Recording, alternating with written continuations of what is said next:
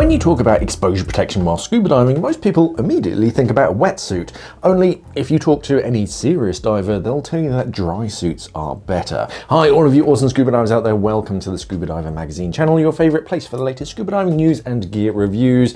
Yeah, I'll personally reach for my dry suit to go scuba diving all year round before thinking of my wetsuit, unless I'm going somewhere particularly tropical. Wetsuits are good and all, but sometimes it's nice to be isolated from the water around you and exit the water mostly dry. Today's video is sponsored by ScubaPro, who's a globally recognized leader in scuba diving equipment, known for its innovative design, high performance gear, and commitment to underwater exploration. As a trusted brand among both recreational and professional divers, ScubaPro has earned its reputation by continuously advancing the quality and the functionality of its products. And one of the key areas where ScubaPro excels in is thermal protection, particularly in its line of dry suits, which are engineered to provide comfort, mobility, and safety in the most challenging diving environments. ScubaPro's dry suits are designed with the needs of cold water divers in mind, offering robust protection against frigid temperatures without compromising on flexibility or fit. Using high-grade materials like trilaminate and neoprene, these dry suits offer excellent durability whilst remaining lightweight. Features such as reinforced knee and shoulder panels and strategically placed exhaust valves enhance both the durability and usability of the suits. Whether navigating wreck dives or exploring deep thermoclined waters, ScubaPro dry suits help divers stay warm, dry, and focused on the adventure ahead, embodying the brand's dedication to superior craftsmanship and underwater performance.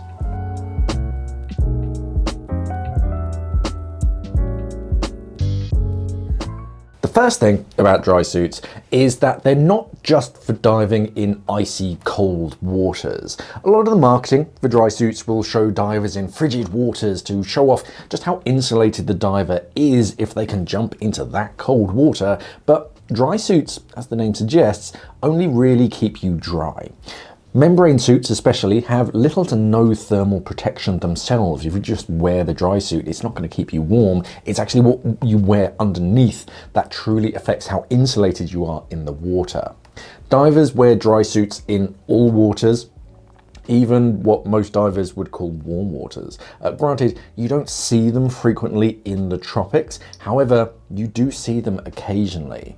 Dry suits are just a tool for a particular job. Dry suits are more effective at insulating you from the cold water than a wetsuit. So they will work in any waters. It really just depends on if you need the dry suit or not. So don't think, oh, I don't live anywhere that's I'm not going to go diving in the wintertime or something. Don't think that you're not going to be a dry suit diver. It could be a handy tool every now and then.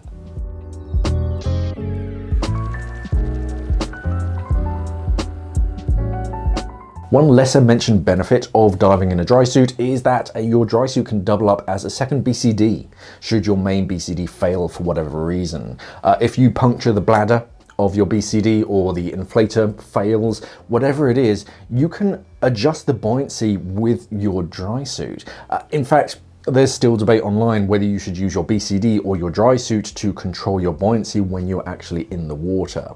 Because the inside of your dry suit is a sealed airspace, you need a way to add volume to it to prevent it from squeezing and a way to vent any expanding gas as you ascend. As such, you can use your dry suit to compensate for buoyancy changes. And one huge benefit is that most dry suits have automatic valves that vent that expanding gas without you needing to do anything. So it's kind of like having an automatic BCD. All you have to do is just top it up if you need to.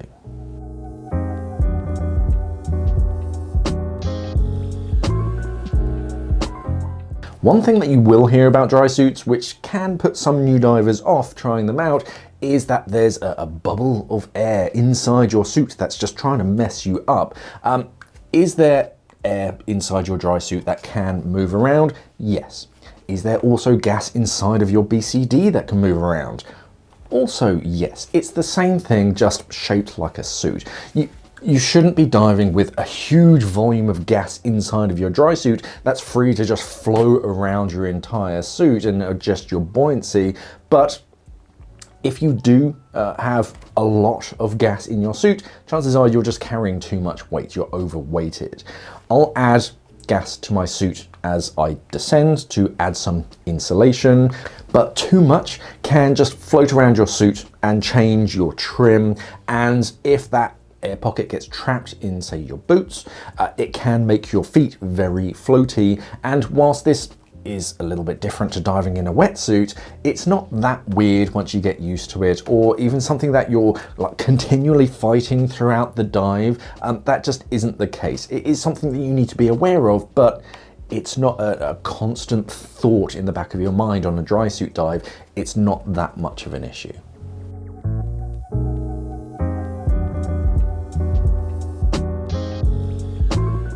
If one thing's going to ruin your dive trip, it's a ripped seal on your dry suit. The cuff and the neck seals are quite tricky because they need to be flexible enough to stretch over your head or your hands and then spring back to seal effectively around your neck or your wrists. But most seals are made from latex, silicone, neoprene, or the newest edition TPE, which can all rip if you're not careful with them. When you're donning your suit, use some kind of lubricant such as unscented talc or a water-based lubricant to help the seal glide into place without too much stretchy. The material itself is quite sticky against skin, so it's going to grab onto it, you're going to pull on the sleeve and it's just going to stretch it, which can lead to rips and tears. And if you're pinching your seal to try and like pull it into place, you're just begging for it to rip. So try to get as many fingers as you can underneath that seal to try and like spread the force. If you're just using a single like thumb and a finger, it's gonna rip. If you can spread it out as much as possible, it's less likely. You can use something like a snood to help it from pulling your hair if you've got long hair, and whatever you do, remove any sharp rings or jewelry to prevent cuts as you're putting it on, because unless you have some kind of ring system where you can swap over those cuff or neck seals, you're gonna have to send it away.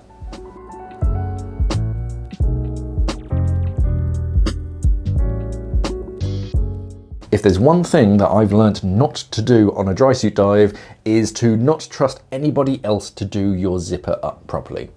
I used to dive a back zip dry suit, which is almost impossible to do it yourself. Not impossible, but it can be done. But most of the time, you need a buddy to zip you in and get you out, and there is currently no punishment for them not to do it properly. The most common problem that a buddy will do with a zipper is they'll do it up, but they'll forget the final 3 millimeters, which to my experience is very important to the integrity of the seal. Always give that zipper a pull and a final tug yourself and check that it is seated properly. The same goes for front zippers that you do up yourself. Too many divers think their zipper is faulty, only it's that they stopped pulling at this point here. You actually need to tug it just a little bit further to seat it properly. And yeah, just always check that your zipper is done up properly yourself. Never trust someone else to go, yep, that's good. I'd always double check it.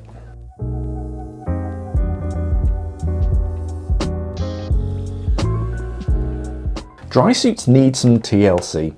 The zipper, the valves and the seals need to be cleaned and maintained. Sand and grit can find its way into the teeth of the zipper and the sealing surface of it, especially when shore diving or like mucky waters. So give that zipper a brush and a clean according to the manufacturer's recommendation, because it all varies, but make sure it's clean and also lubricated from time to time.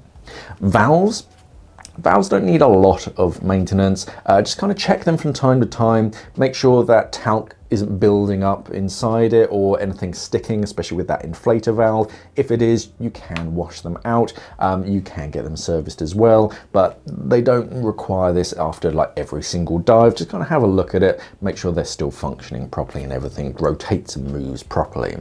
Seals, I like to give a light dusting with talc before I pack it away for storage. Latex seals especially, they have this weird knack of literally melting if they're like touching themselves during storage. So look up your particular seals and the best way to look after them, especially for storage. At minimum, give your entire suit a wash with fresh water to get all the salt and any contaminants out. Dry it out thoroughly on the inside and the outside so it doesn't grow any new parts or like stink to high heaven before your next dive, especially in the boots. A lot of the time the best way to dry a dry suit is to hang it up from the boots so any moisture can fall downwards, and if you can, try and get some kind of airflow into those boots.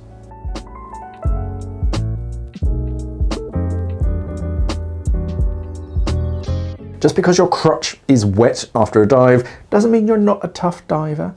It also doesn't mean that that's where the hole is in your dry suit. The most common places for a diver to discover a leak, it's usually after you get out and you realize that, oh hey, I'm wet here. It's usually going to be your chest, which is usually them moving their neck too much, and that just breaks the seal a little bit. The same with the wrist seals. If you move your hands around a bit too much, occasionally you kind of twist that seal. It allows a little bit of water in.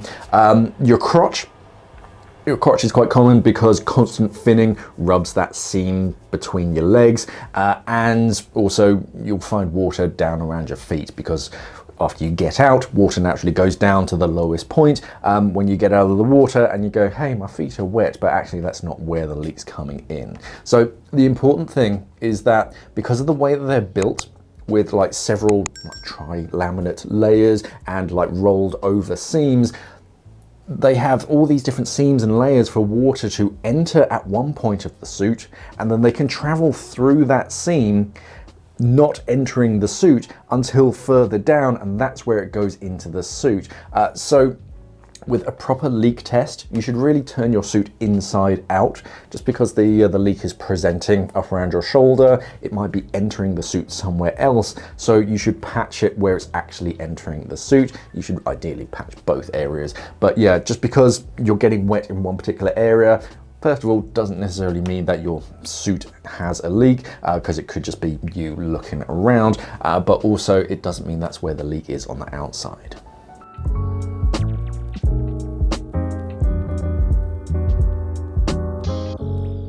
As I mentioned earlier, as far as warmth goes, it's what you wear underneath the dry suit that matters the most, and it all starts with a base layer. A good body-hugging base layer will wick moisture away from your skin, which makes a huge difference to staying warm and clean. If you're kind of wet and sweaty, then your body's going to get cold, but if it wicks it away, it actually makes you feel warmer.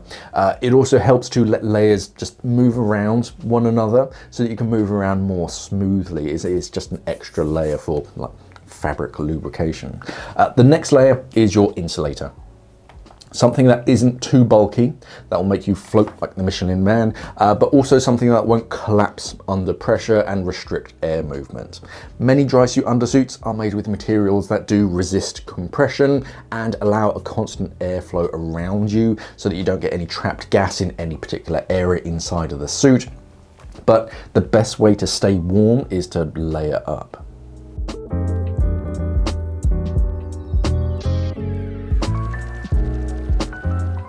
Unlike a wetsuit, yes, dry suits do require extra training. It's not something that you should just throw on and hope for the best in the water.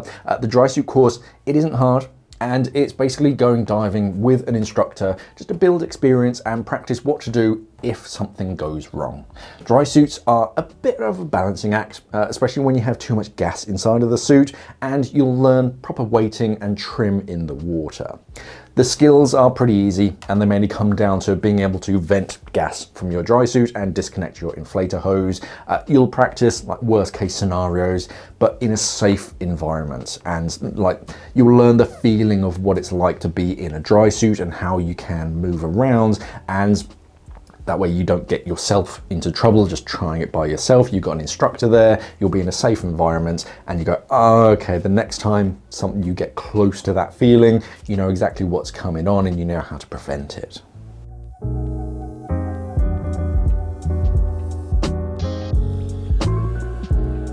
My levels for feeling shame on a dive day are quite high, and I've gone down to breakfast in hotels in my undersuit onesie before. You can buy the best dry suit and undersuit combination out there, but if you rock up to the dive site in your civvy clothes and they've both been like in a kit bag overnight in the back of your van or whatever, then you're going to strip off your clothes that you've already spent hours warming up with your body heat that morning to then don a cold undersuit and now waste body heat getting that suit up to temperature. It doesn't make sense, and you're going to start the dive cold. So put your undersuit on early. You need to weigh up obviously overheating and overexertion from exposure and stuff, but if it's cold out, put your undersuit on as early as possible and you can warm that up. You can wear your waterproofs over the top of it so it doesn't get wet if there's rain or like spray from the ocean or anything. But unless your undersuit is powered with a battery or there's a very forgiving thermocline in the water, then your body warmth is only going to go down once you enter the water. So try to start warm and not waste too much body heat warming that undersuit up. Dry suits are a very powerful tool in your dive locker, and they're a more effective tool at keeping you warm than a wetsuit, but they do require training. If you're interested in becoming a dry suit diver, then have a chat with your local dive center. And of course, if you're in the market for a dry suit, then check out Scuba Pro dry suits. They were always a very popular choice when I was selling dry suits because they come in a wide range of stock sizes, above and beyond like traditional small, medium, and large. Scuba Pro stock a full range of dry suit designs and undersuits as well as other dive equipment. They have a generous offer on their regulator range, for example, right now, where you can get free octo or a roller bag with certain regulators if you need some new regulators. Check them out by clicking on this link, and also check out our magazine at divernet.com. Don't forget to like and subscribe to the channel here on YouTube if you're new. Thank you for watching, everybody, and of course, safe diving.